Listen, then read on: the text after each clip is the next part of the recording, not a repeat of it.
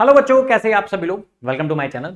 तो बच्चे नीट 2024 का पेपर कैसा आएगा, आप में से बहुत लोग सोच रहे होंगे कि किस तरीके से हम प्रिपेयर करें। तो दोस्तों देखो, नीट का पेपर है तो इजी ही आएगा। ठीक है, इसका लॉजिक क्या है, सिंपल सी बात समझना। पहले जब एआईपीएमटी हुआ करता था तो पेपर का लेवल डिफिकल्ट हुआ करता था।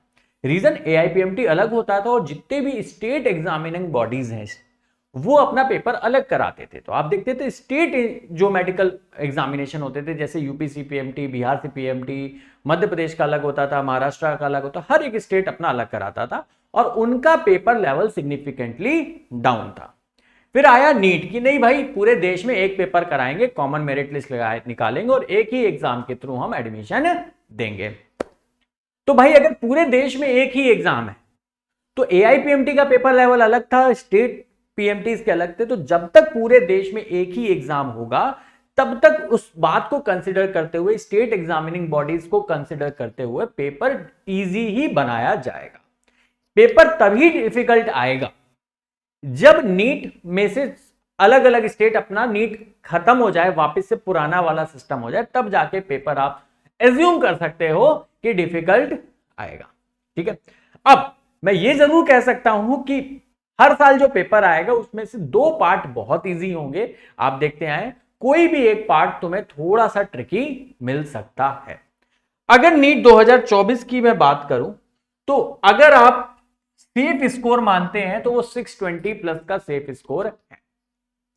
बायोलॉजी में आपके 330 प्लस मार्क्स होने चाहिए। एक सेकंड थिंग क्या होता है, बच्चों को एक ये डाउट रहता है कि उनको लगता है कि उनकी फिजिक्स बहुत वीक है और बायो बहुत अच्छी है। बायो में उनके 280 मार्क्स आ रहे हैं तो उन्हें अच्छी लग रहा होता है, और फिजिक्स में अगर उनके 80 या 90 हो तो उन्हें वीक लग रहा। तो दोस्त, अगर बायो में तुम्हारे 280 मार्क्स आ रहे हैं तो वो तुम्हारा वीक पोर्शन है, इस बात को समझो।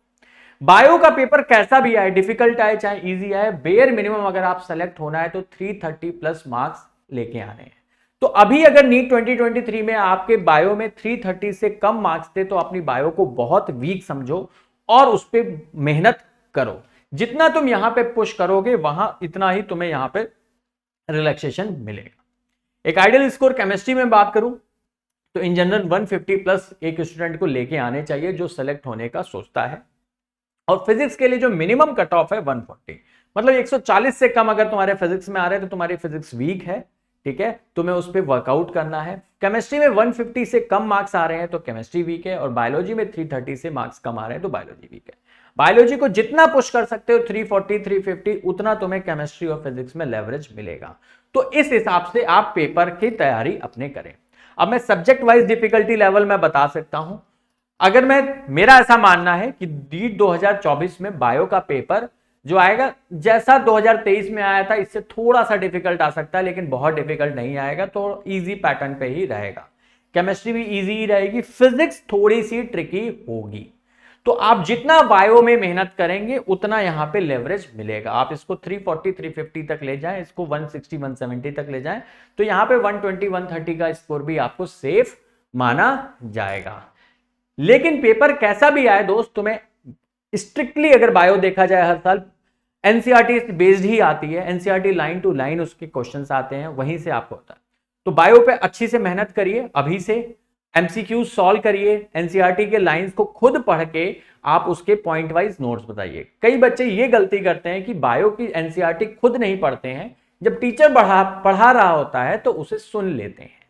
तो दोस्त यहां तुम गलती करते हो। होता क्या है, जब हमारा लर्निंग प्रोसेस होता है ना दोस्त, वो काफी वैसा होता है कि किसी चीज को हमने खुद से पढ़ा, देखा और सुना, तीनों चीज जब अपन करते हैं तो हमें उसकी ग्रैस्पिंग सब ज्यादा होती है।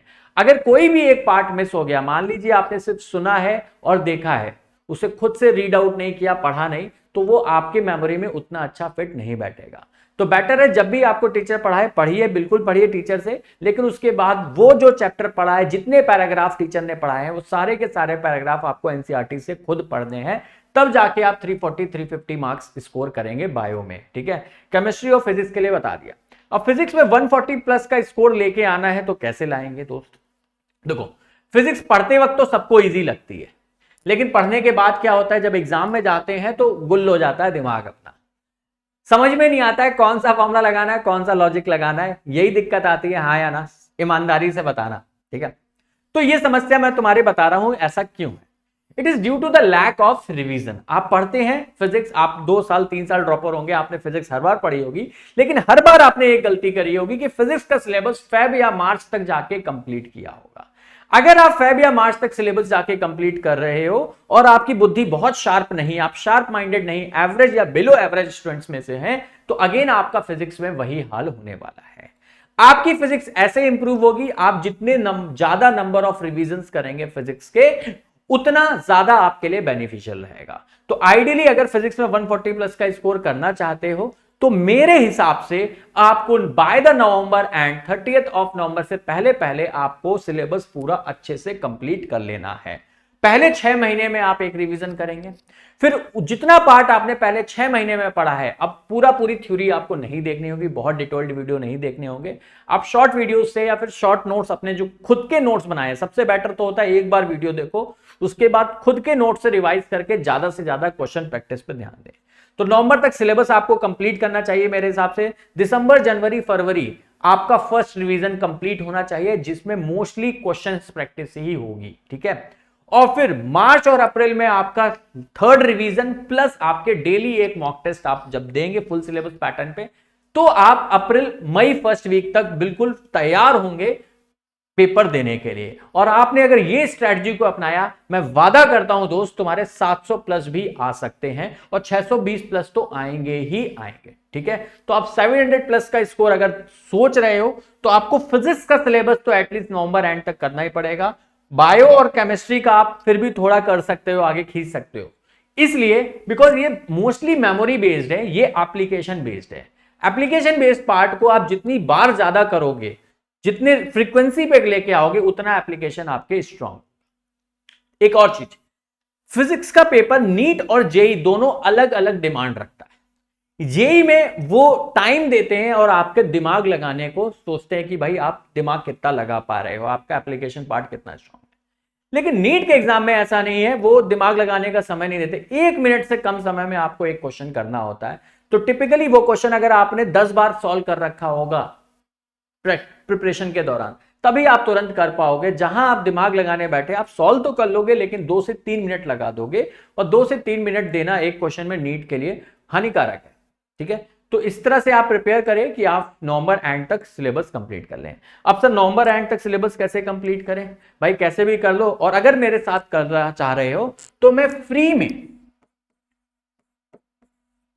YouTube कोर्स चल रहा है, जिसमें आपका नवंबर एंड तक सिलेबस कंप्लीट हो जाएगा, और साथ में नवंबर एंड तक मैं आपको 9000 प्लस 9000 से ज्यादा क्वेश्चंस मैं आपको प्रैक्टिस करा दूंगा फॉर नीट 2024। इतना आप कर लेंगे, आप विश्वास माने कि बाय द नवंबर एंड आप इतना कॉन्फिडेंट फील कर रहे होंगे फिजिक्स को लेके कि आपको पेपर देते हुए मजा आएगा। Thank you, tata, bye bye, जय हिंद। और कोई भी दिक्कत, कोई भी डाउट हो तो प्लीज कमेंट सेक्शन में कमेंट करके बताओ, तो मैं उस पे भी वीडियो बनाऊंगा। प्लीज वीडियो को लाइक कर दें और चैनल को सब्सक्राइब कर दें। जय हिंद दोस्तों।